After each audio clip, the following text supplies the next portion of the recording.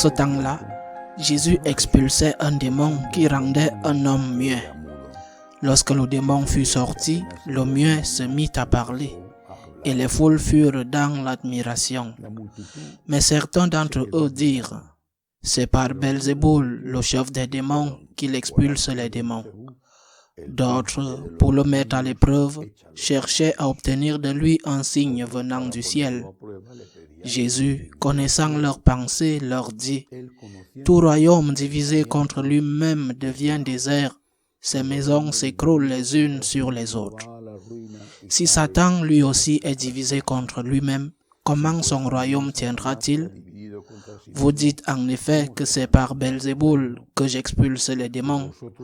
Mais si c'est par Belzéboul que moi je les expulse, vos disciples par qui les expulsent-ils? Dès lors, ils seront eux-mêmes vos juges. En revanche, si c'est par le doigt de Dieu que j'expulse les démons, c'est donc que le règne de Dieu est venu jusqu'à vous. Quand l'homme fort et bien armé garde son palais, tout ce qui lui appartient est en sécurité. Mais si un plus fort survient et triomphe de lui, il lui enlève son armement auquel il se fiait et il distribue tout ce dont il l'a dépouillé. Celui qui n'est pas avec moi est contre moi. Celui qui ne rassemble pas avec moi disperse. Acclamons la parole de Dieu. Il n'est pas facile de comprendre ce passage de l'Évangile et je pense, il me semble, qu'il faut commencer par la fin. Celui qui n'est pas avec moi est contre moi. Qu'est-ce que cela signifie? Que voulait dire Jésus dans le contexte dans lequel il le dit? Cela signifie, je crois, que bien souvent, nous ne sommes pas contre Jésus, mais nous ne sommes pas non plus en sa faveur. Nous restons indifférents, comme on dit en Espagne, une expression qui n'est peut-être pas comprise ailleurs, mais en Espagne on dit « regardez les taureaux depuis les coulisses ». Pas comme le torero qui est dans l'arène face aux actes de l'animal.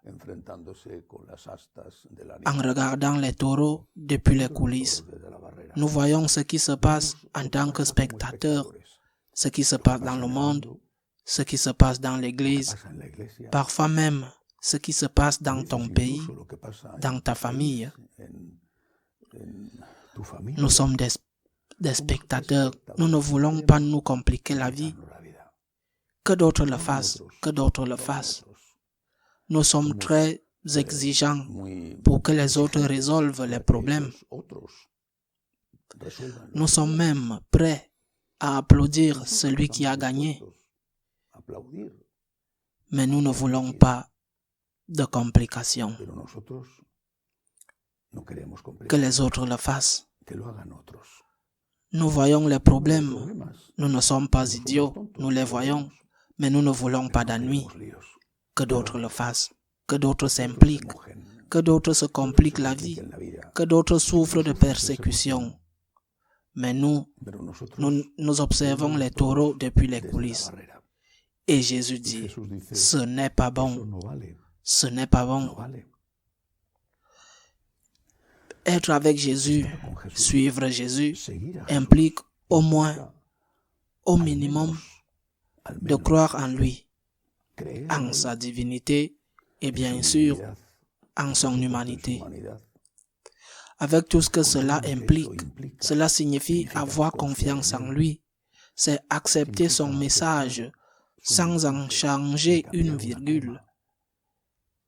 Être avec Jésus signifie aussi essayer de vivre comme lui. Je ne peux pas me contenter de croire en lui. Je dois essayer de faire en sorte que ma vie ressemble à la sienne, qui est mon maître, sachant que je suis un être humain, mais qui se relève après chaque chute. Mais il y a aussi une autre chose que cela signifie de suivre Jésus et d'être avec Jésus, le défendre.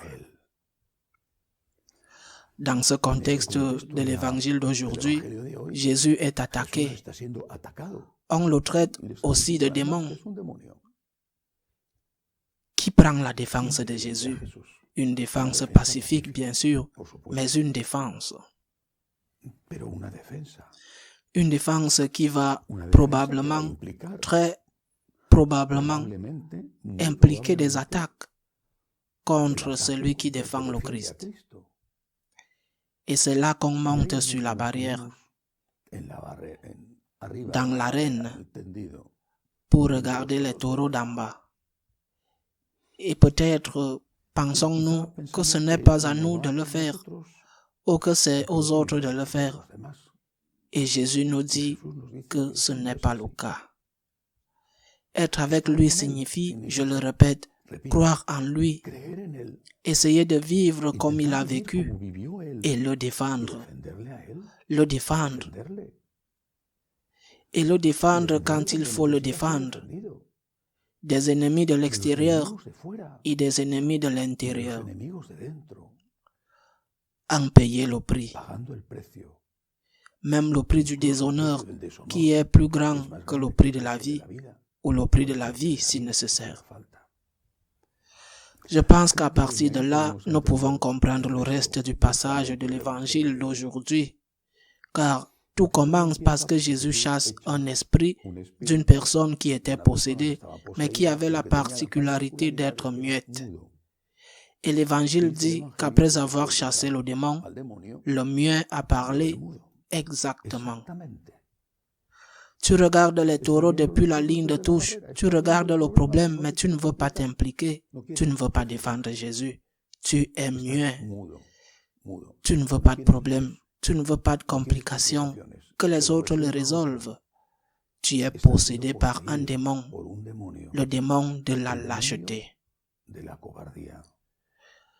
Il est vrai qu'il existe la vertu de la prudence.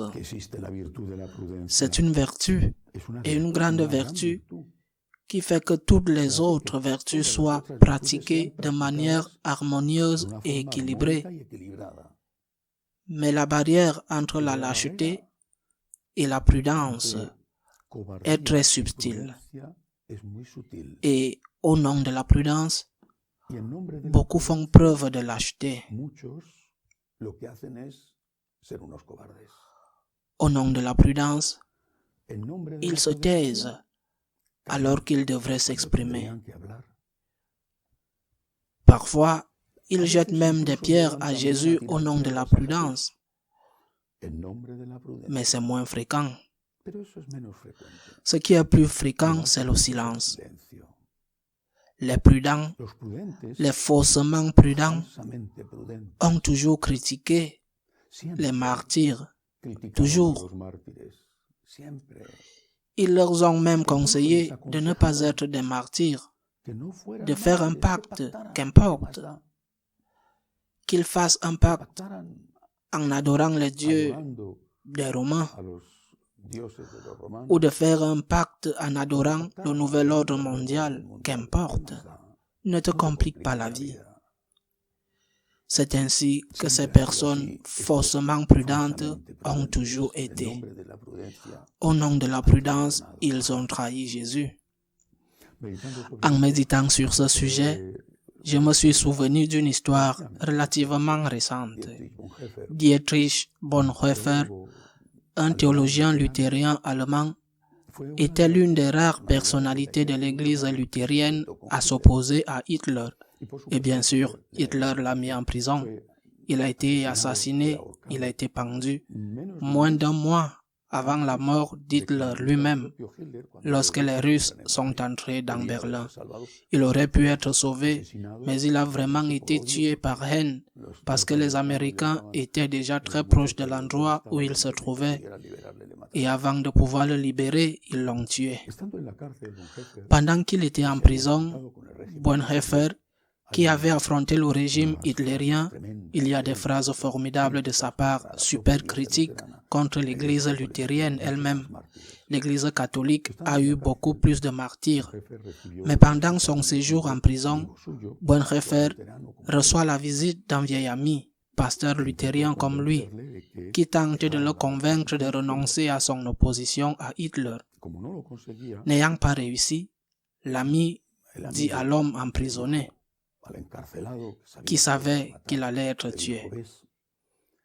Tu vois, si tu avais fait comme moi, il voulait dire que s'il s'était tué et avait accepté le nazisme, si tu avais fait comme moi, tu ne serais pas ici maintenant. Il faisait référence à la prison. Bonhoeffer a répondu, si tu avais fait comme moi, tu ne serais pas là où tu es maintenant.